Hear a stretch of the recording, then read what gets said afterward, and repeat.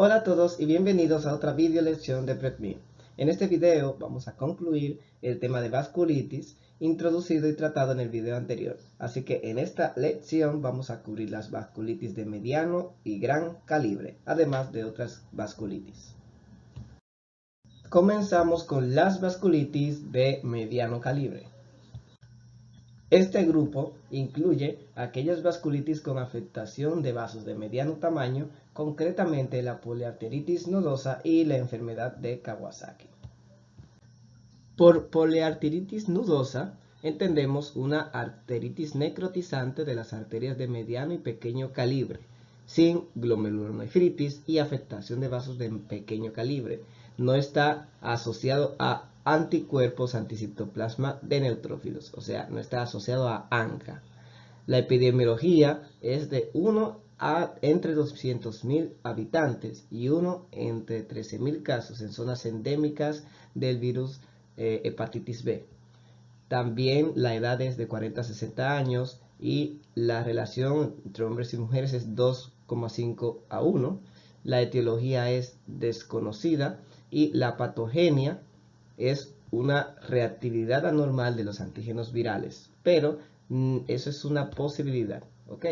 Ya que a favor de una patogénesis inmunomediada, bueno, pues podemos encontrar una hipergamaglobulinemia, un FR alto en el 40% de los casos, reducciones de C3 y C4 en un 70 y un 30% de los casos respectivamente, una detección de IC en correspondencia con la pared del vaso en un 60% y también una detección de depósitos de IgM, BHB y C3b en el sitio vascular, aunque eso están en casos limitados. El virus de la hepatitis B es detectado en el 30% de los casos. Hay un punto de vista histopatogénico y encontramos lesiones segmentarias divididas en varias fases que además pueden coexistir entre sí. Con respecto a las manifestaciones clínicas, tenemos los síntomas constitucionales como astenia, fiebre, malestar general, pérdida de peso, artralgia, síntomas relacionados con la afectación de órganos, unidistinto y multidistinto.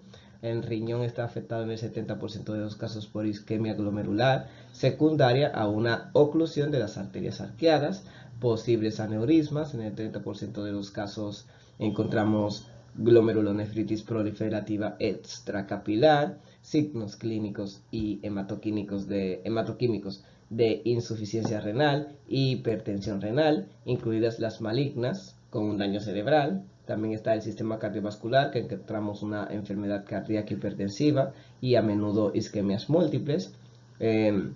Tenemos en el sistema gastrointestinal los múltiples infartos intestinales, signos de angina abdominal. También a nivel del sistema nervioso periférico tenemos mononeuritis múltiple.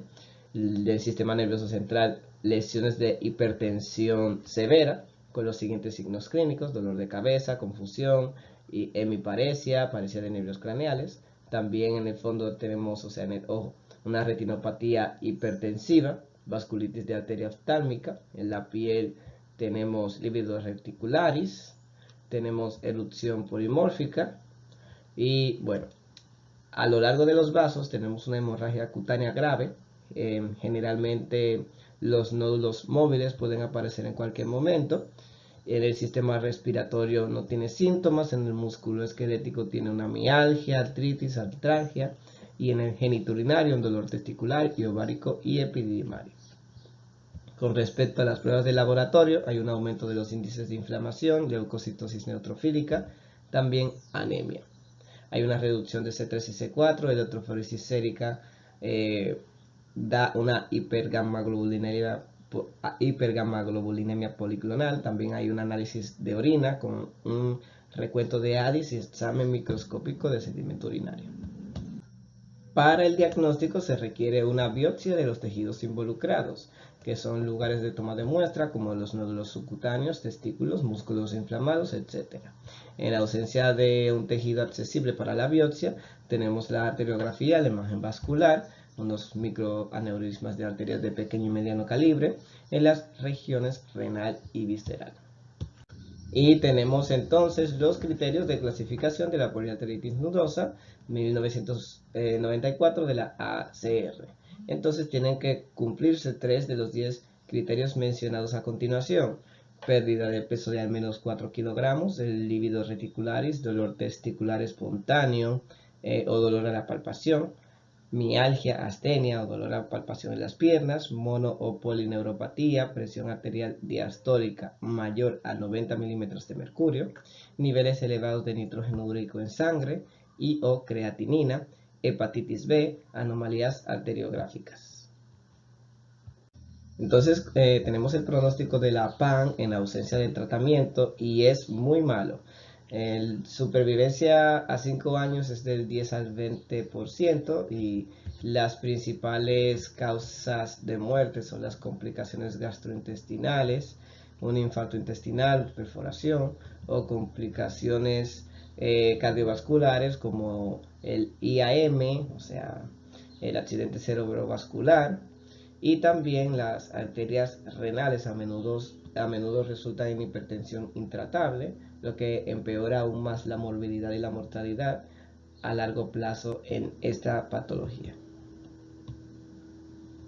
Continuamos entonces con la enfermedad de Kawasaki, que es una arteritis que afecta principalmente a las arterias medianas y pequeñas, pero también puede afectar las arterias grandes y la aorta.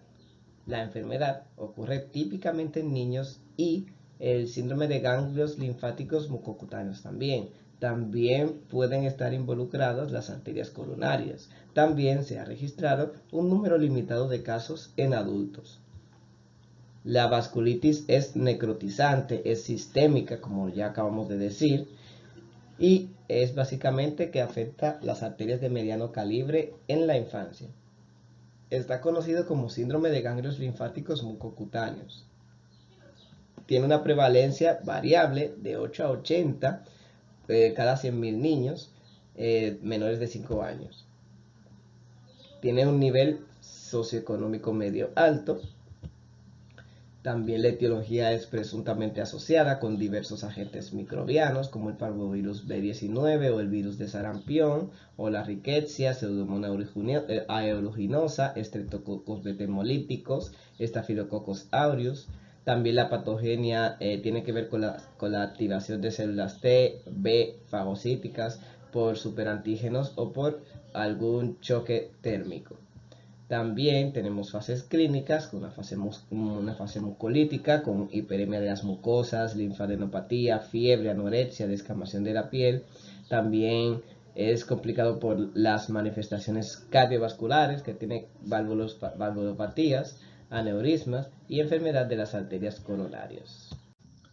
Con respecto a las manifestaciones clínicas, pues entonces tenemos como síntoma conjuntivitis, quelitis, estomatitis, lengua en fresa, faringitis, eritema palmar, plantar también, edema igual, descamación de la piel, linfadenopatía, piuria estéril, artralgias, entre otros. Los más frecuentes son conjuntivitis, la quelitis y la estomatitis, también las anomalías electrocardiográficas, además de la descamación de la piel, ya que esta suele comenzar en las plantas de los pies durante la segunda semana de la enfermedad y progresa durante los días siguientes.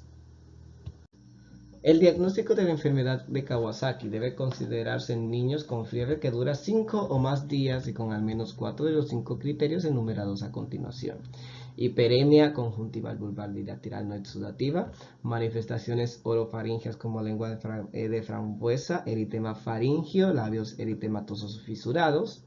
También las manifestaciones que afectan las extremidades como eritema palmoplantar, edema de manos y pies, descamación perioinquial. También la linfadenopatía cervical no supurativa, erupción polimorfa. Y el tratamiento de la enfermedad de Kawasaki varía entonces según la fase de la enfermedad en la que se esté tratando. Si está en la fase aguda, pues se le pone IgG intravenoso, 2 miligramos por kilogramo, una inyección. Y en la fase de convalecencia, en casos no complicados, pues ácido acetil salicílico de 3 a 5 miligramos por kilogramo por día durante 10 días. Los pacientes con enfermedad coronaria, también ácido acetilsalicílico de 3 a 5 miligramos por kilogramos por día, dipiriramol de 1 miligramo por kilogramo por día, también terapia anticoagulante o fibrinolítica. Entonces, ¿cuál es el mecanismo de acción de la IG en la enfermedad de Kawasaki? Pues neutraliza la acción de las toxinas bacterianas, que son los superantígenos que desencadenan el síndrome, y también neutraliza el efecto patógeno de los anticuerpos antiendoteliales. Y continuamos entonces con las vasculitis de los vasos de gran calibre. Con respecto a las vasculitis de vasos de gran calibre, pues tenemos la arteritis de células gigantes y la arteritis de Takayasu. Entonces, en la arteritis de células gigantes, la arteritis de Horton, tenemos que es una arteritis granulomatosa a menudo que afecta principalmente o generalmente la aorta y o sus ramas principales, con una predilección por las ramas de la arteria carótida y vertebral. A menudo afecta la arteria temporal. El predominio es de 30 por cada 100.000 habitantes, ya sea de población caucásica. Y bueno, tenemos a menudo una asociación con polimialgia reumática, que es en los 50% de los casos. La etiología es desconocida, pero hay alguna relación que tiene que ver con el virus del herpes, y la patogénesis habla de una probable actividad inmunomediada. Susceptibilidad es una recurrencia del halotipo HLA-DR4 y las formas clínicas son vasculares o asociadas con polimialgia reumática. Entonces, con respecto a la histopatogénesis, tenemos lesiones segmentarias del tipo panarterítico, infiltrados de células mononucleares, formaciones de células gigantes en las paredes de los vasos, proliferación de la íntima, que es una fragmentación de la lámina elástica dentro de las arterias, y el compromiso vascular es con la aorta y también con la arteria temporal, pero pueden verse afectadas todas las arterias medianas y grandes, principalmente las que se ramifican desde el arco aórtico. Entonces tenemos las manifestaciones clínicas, que tenemos síntomas sugestivos de arteritis craneal, un dolor de cabeza temporal de 60 a 95% de los casos, sensibilidad en el cuero cabelludo, amaurosis fugaz, diplopía, claudicación macetera, que es sugestiva por el diagnóstico, una fiebre inexplicable, anemia, pérdida de peso. A nivel sistémico tenemos fiebre, anemia, anorexia, malestar, pérdida de peso también, alteración de los índices de función hepática. A nivel local tenemos una cefalea temporal, ceguera, claudicación macetera, disfagia, neuropatías. A nivel de la parte clásica tenemos la fiebre presente durante al menos 3 semanas y se caracteriza mucho por tener en una tomografía computarizada verse mayor a 38,3 grados Celsius en más de una ocasión. Falta de diagnóstico después de una semana de pruebas diagnósticas.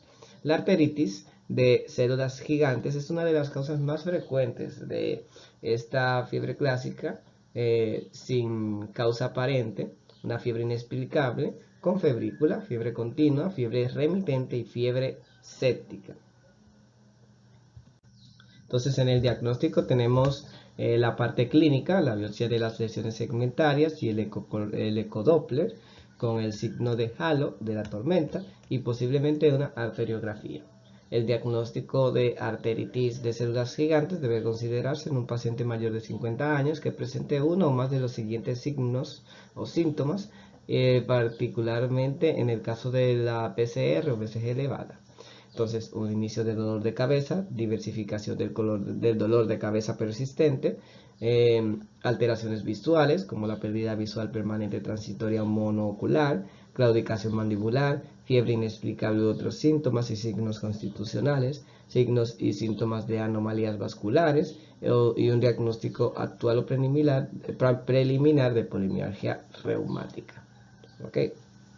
Debido a la asociación entre ambas enfermedades, el diagnóstico de la arteritis de células gigantes debe considerarse en todos los pacientes con una polimialgia reumática.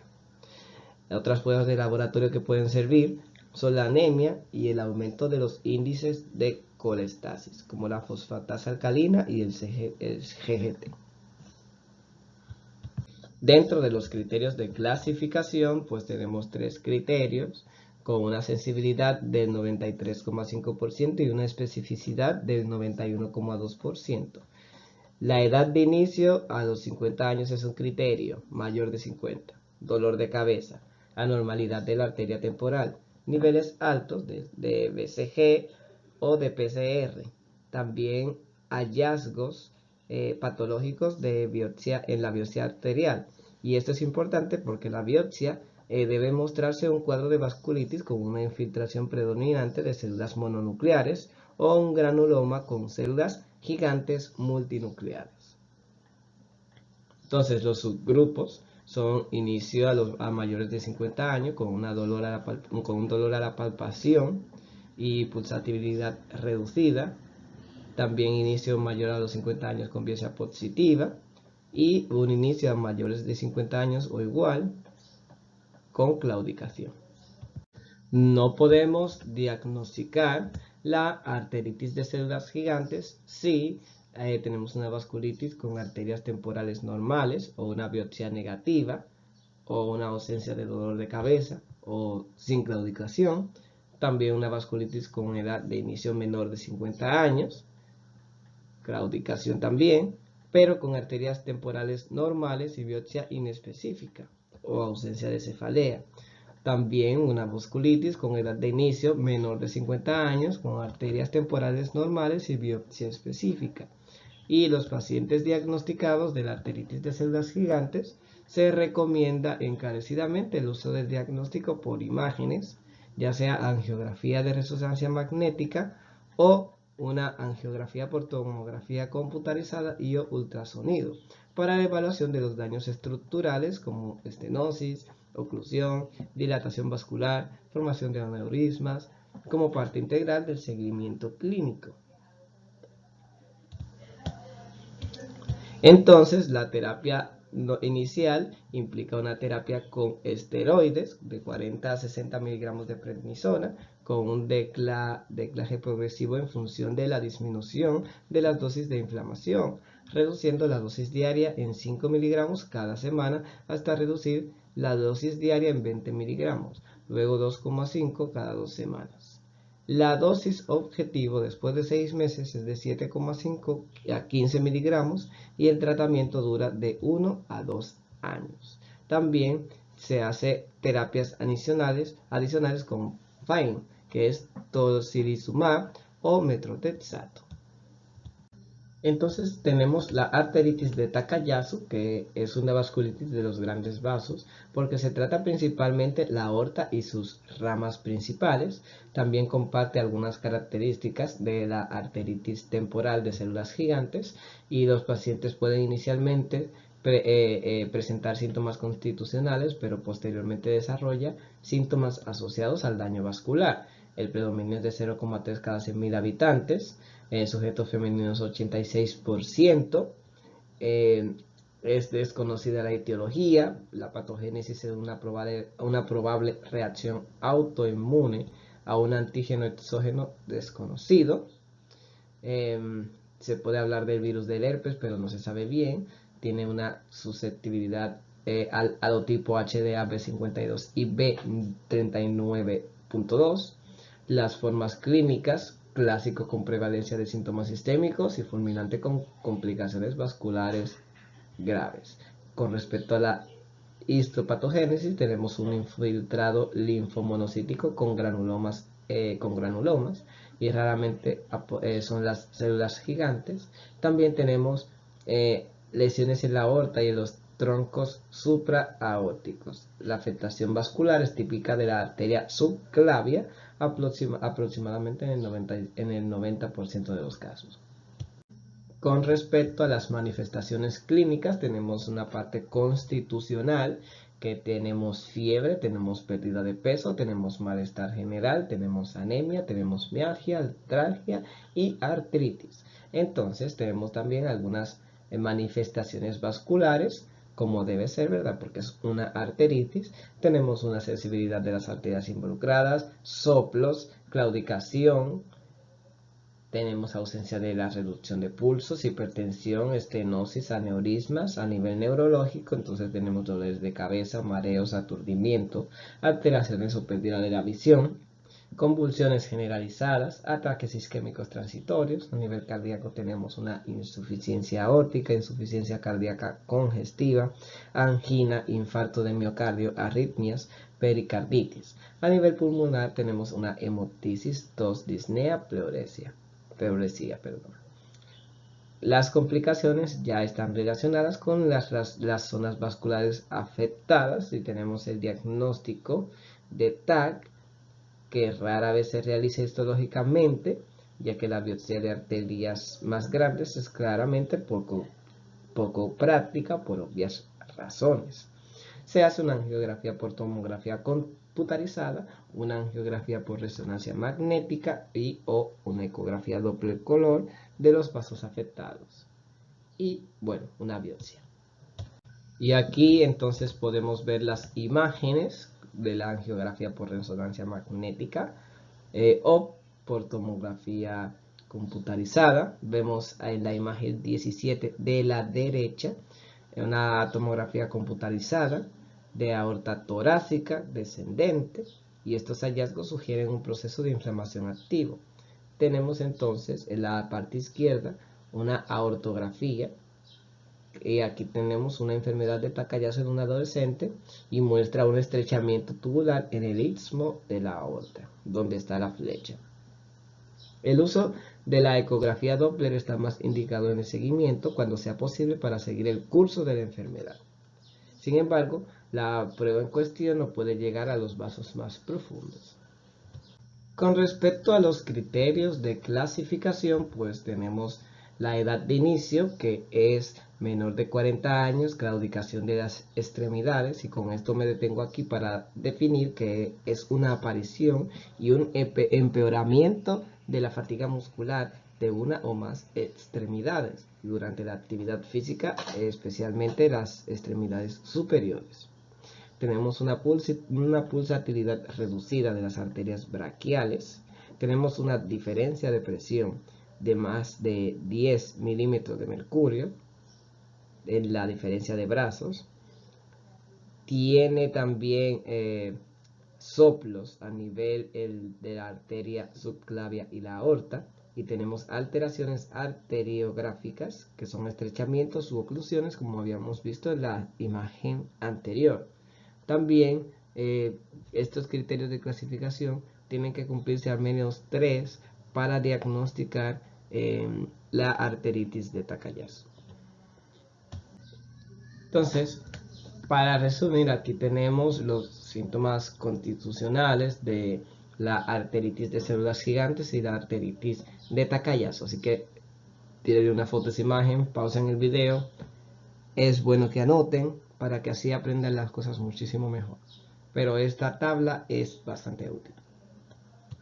Entonces, seguimos con la tabla de los aspectos principales, solo que aquí tenemos la parte de los signos del examen físico con respecto aquí de la arteritis de células gigantes y la arteritis de Takayasu. Ya en la terapia tenemos una terapia con esteroides de 1 miligramo por kilogramo por día, con prednisona, claro. Entonces, durante 2 semanas con un descenso progresivo. La dosis objetivo es de 20 miligramos al final del tercer mes de tratamiento. La angioplastía y la cirugía vascular en los casos seleccionados es parte de la terapia, y también la terapia puede ser en pacientes con enfermedad refractaria, unas terapias adicionales con FEIM, o sea, tocilizumab o metotrexato. Y aquí entonces presentamos las vasculitis de calibre variable. Tenemos el síndrome de Behçet, que es una vasculitis sistémica crónica recurrente caracterizada por una tiriada típica sintomática, como ulceraciones de la cavidad bucal, también ulceraciones genitales, también uveitis. Tenemos un predominio en la zona mediterránea en Oriente Medio de 1 sobre 15.000 casos. En América del Norte y el norte de Europa es 1 sobre 500.000 casos.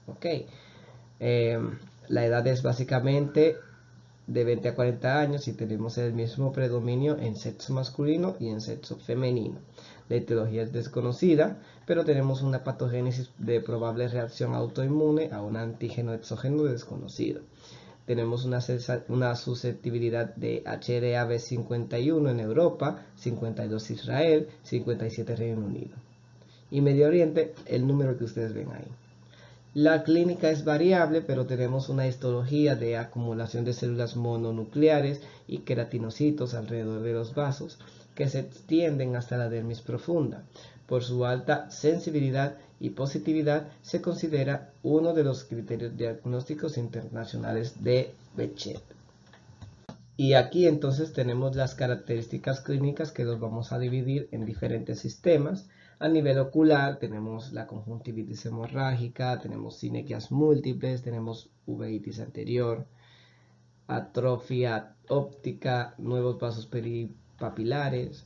También a nivel oral tenemos úlceras, tenemos aftas labiales, linguales, mucosas, glositis ulcerosa, ulceraciones. También tenemos que es el primer síntoma de la enfermedad en un 60% de los casos, las úlceras orales. Y la localización es en la mucosa de los labios, encías, mucosa del vestíbulo bucal y en la lengua. También tenemos una formación de una pápula, luego una vesícula que se ulcera, tomando un aspecto del centro rojizo y bordes blanquecinos. Las dimensiones desde unos pocos milímetros a 10 milímetros o más y pueden aparecer aislados o agrupados.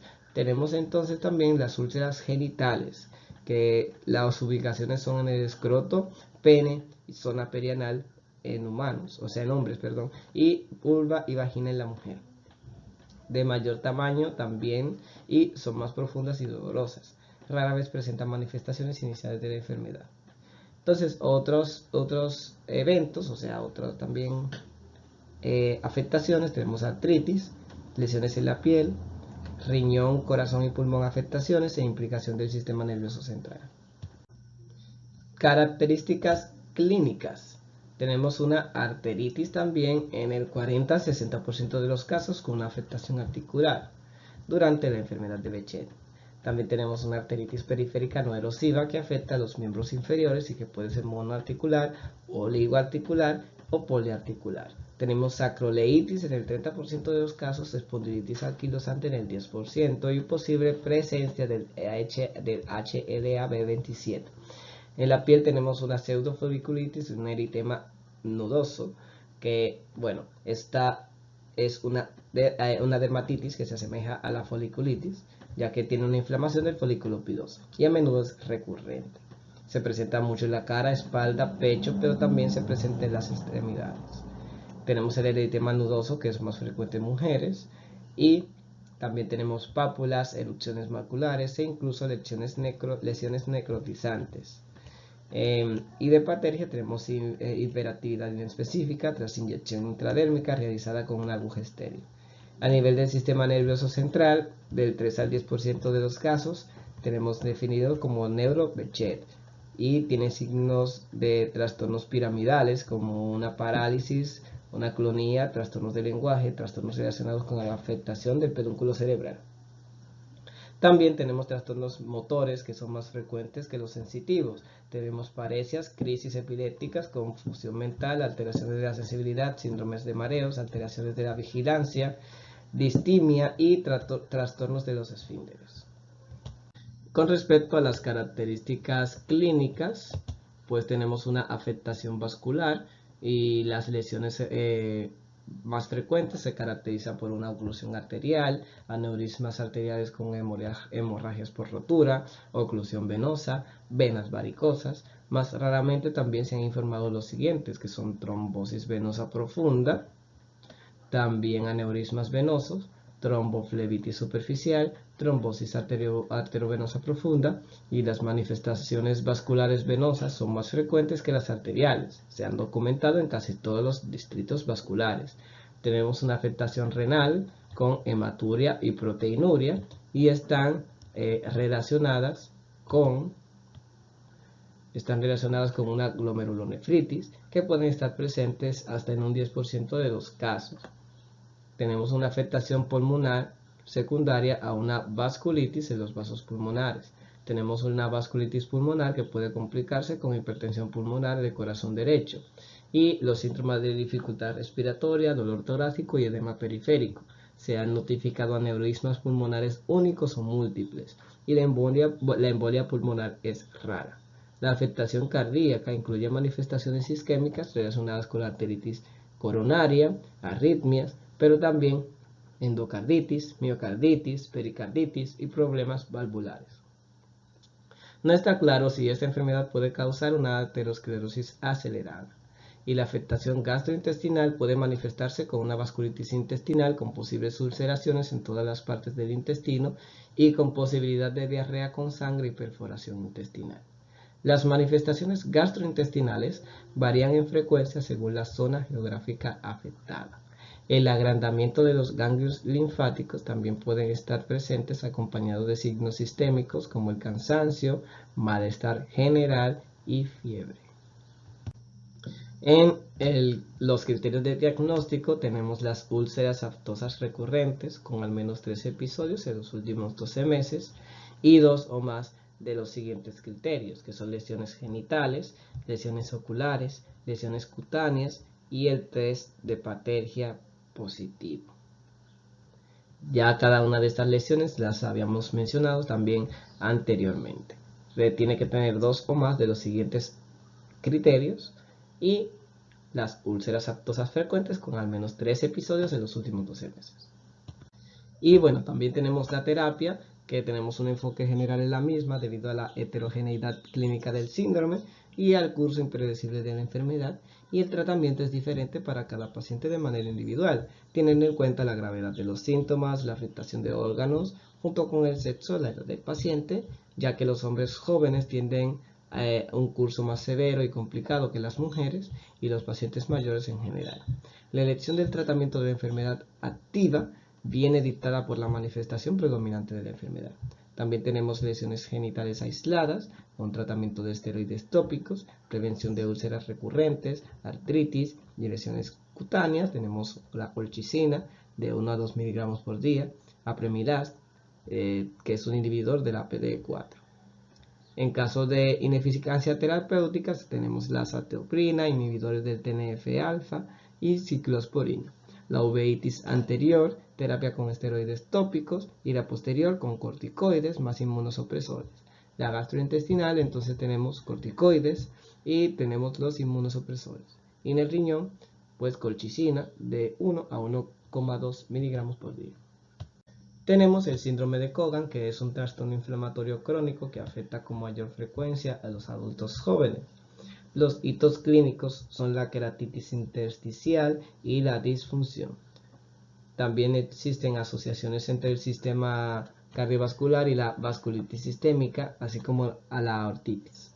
También tenemos la patología de los fenómenos patológicos que encontramos y se refieren a la pérdida de neuronas cocleares, básicamente. Y también se refiere a la hidropesia endolinfática, también a los cambios degenerativos en el órgano de Corti, la remodelación ósea del oído interno, la desmielinización y atrofia de las ramas vestibular y coclear en el octavo par craneal.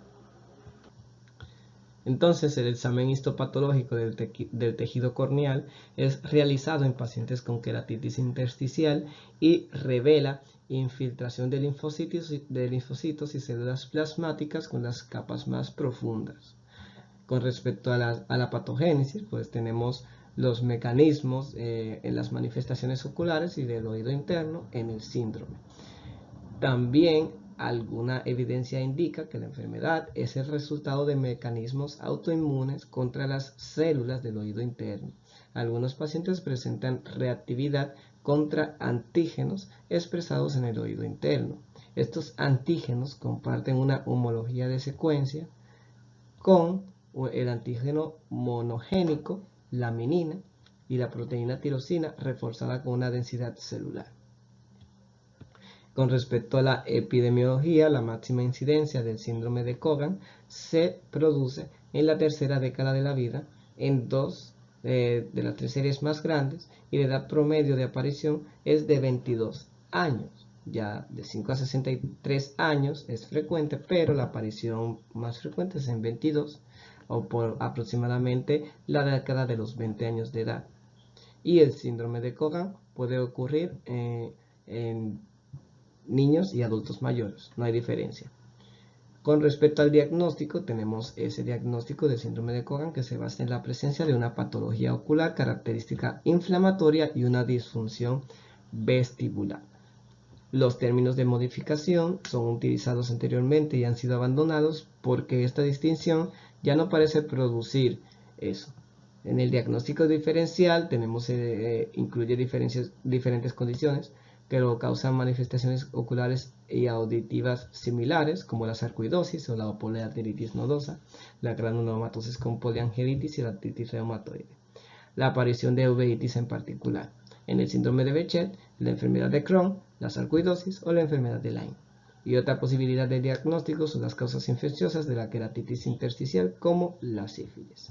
Con respecto al tratamiento, tenemos algunas opciones terapéuticas que incluyen el uso de agentes tópicos para enfermedades limitadas a la afectación ocular y una terapia inmunosupresora.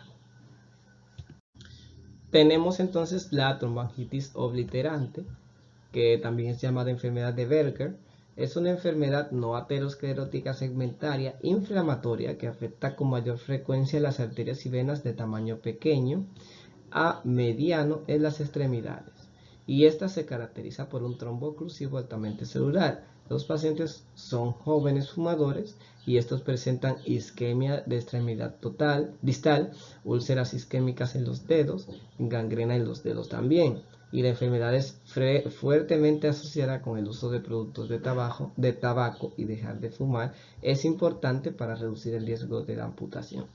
Los hombres se ven más afectados que las mujeres en estos casos. A nivel histológico, entonces tenemos un trombo intraluminal inflamatorio. El diagnóstico aquí presente es predominantemente clínico y debe sospecharse en fumadores jóvenes que presentan isquemia digital en manos o pies. Entonces los criterios clínicos se pueden establecer un diagnóstico clínico sin necesidad de una biopsia, pero la biopsia proporciona un diagnóstico definitivo. Pero los criterios clínicos son la edad menor de 50 años, 45 en estudios previos, historia actual o reciente del consumo de tabaco, isquemia de las enfermedades de extremidades distales, hallazgos arteriográficos típicos de la tromboangitis obliterante, y la exclusión de enfermedades autoinmunes, trombofilia, diabetes y causas embólicas. La biopsia rara vez es necesaria, pero es el único medio para establecer el diagnóstico definitivo. Entonces la terapia principalmente es dejar de fumar, que es la única estrategia eficaz para reducir los síntomas. La compresión neumática intermitente es otra terapia. También los vasodilatadores que se pueden utilizar en estos pacientes para aliviar los síntomas. También las prostaglandinas intravenosas como el iloprost. Y este se usa porque las prostaglandinas orales no parecen ser eficaces. Tenemos la revascularización, que generalmente no es factible y no está indicada porque la enfermedad está tan extendida que involucra vasos pequeños y también porque la mayoría de los pacientes con una TAO responden bien al dejar de fumar. Se puede considerar la cirugía de derivación arterial en pacientes seleccionados con isquemia grave.